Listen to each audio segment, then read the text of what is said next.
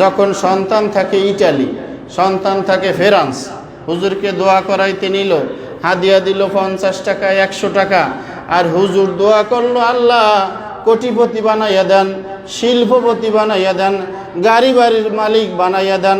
এ কথা বলার পরে যখন হুজুরকে হাদিয়া দেয় 50 টাকা 100 টাকা, তখন হুজুর মসজিদের দিকে আসে আর বলে, আল্লাহ আমার মতো গরিব বানাইয়া দেন। কোটিপতি বানাইয়া লাভ নাই, দেয় না, গরিবকে দেয় না। শিল্পপতি বানাইয়া লাভ নাই, বিদেশ থেকে আসলো একটা চকলেটের উপরে ইমাম সাহেবকে উঠায় না, এমন মানুষ দেশে আছে না নাই? অথচ বিদেশে যাওয়ার সময় দোয়া, বিদেশে যাওয়ার পরে দোয়া, বিদেশ থেকে টাকা পাঠানোর পরে দোয়া, আপনার শাশুড়ির জন্য, শ্বশুরের জন্য, শালার জন্য, সুমন্দির জন্য, শালির জন্য, আত্মীয় স্বজনের জন্য অনেক কিছু আনলেন, ইমাম সাহেবকে কিছু দিলেন না। ইমাম সাহেব দোয়া করে আপনার সামনে কোটিপতি বানাইয়া দেন, আর মন থেকে দোয়া করে ভিক্ষার ঝুলি লওয়াইয়া দেন। ইমামকে ভালোবাসে না, ইমামকে মহব্বত করে না, মুখ থেকে দোয়া করে একটা, অন্তর থেকে দোয়া বের হয় আর একটা। জোরে বলেন ঠিক কিনা? এজন্য সাবধান, গরিবের বরদোয়া নিবেন না, গরিবের বরদোয়া নেওয়া যাবে না। গরিবের বরদোয়া থেকে আল্লাহ আমাদেরকে হেফাজত করুক, বলেন আমিন। এই একটা মাস আপনার দ্বারে গরিবের আসবে, ফেতরা দেন, যাকাত দেন, সাহায্য দেন, এ মাসের পরে কিন্তু এত বেশি আর আসবে না, এই মাসটাই বেশি আসবে। কাজেই আপনি 5 টাকা 10 টাকা যা পারেন দিয়ে দেন, ফেরত দিয়েন না, দেওয়ার পরেও আবার 5 টাকা দিয়েন।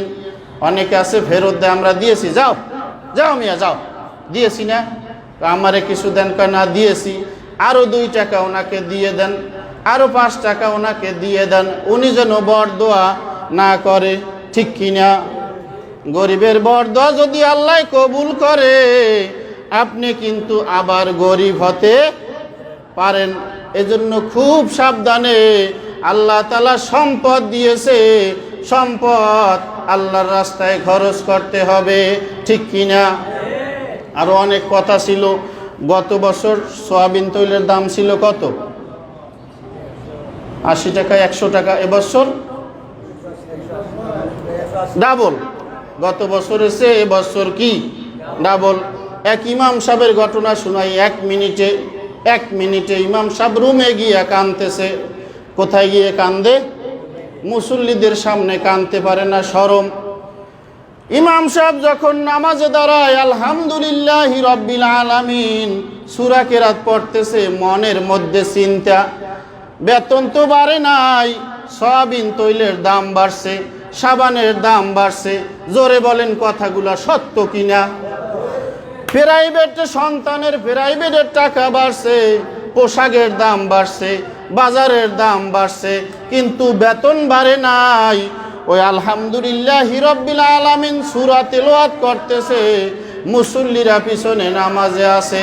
ওই নামাজের ভিতরে ইমাম সাহেব নামাজের ভিতরে বলতেছে, রব্বুল আলামিন বেতন বাড়ে নাই, কি দিয়ে আমি বাজার করব?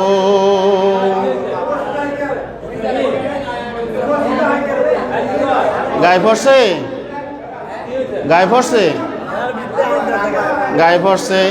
ইমাম সাহেব নামাজের মোনাজাতে বলে, রব্বুল আলামিন ওনার সন্তানের বেতন আমার মতো কমাইয়া দাও।